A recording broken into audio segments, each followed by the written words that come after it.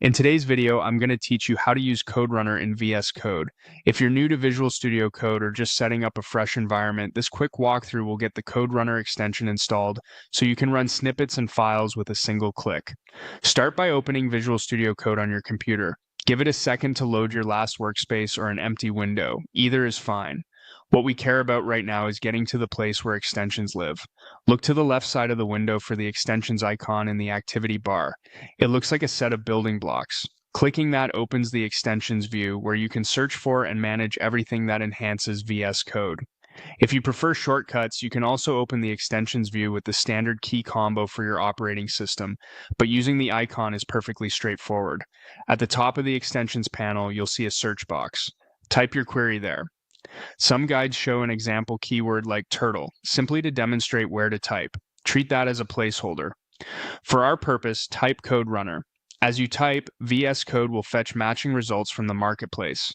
You're looking for the extension named CodeRunner.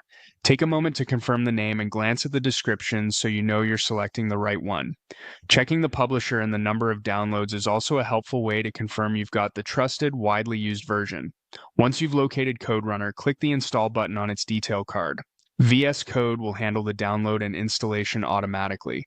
You'll see a brief progress indicator, and in some cases, the editor may momentarily reload to activate the extension. That's normal. When installation completes, the button will change to reflect that the extension is installed, and you'll notice new options available in the editor for running code. A few tips as you wrap up. If the install seems slow, let it finish. Marketplace traffic or a network connection can affect timing. If your workplace uses a proxy, make sure VS Code can reach the marketplace in your settings. After installation, you can revisit the extensions page to explore its overview and settings, which explain supported languages and common configuration tweaks.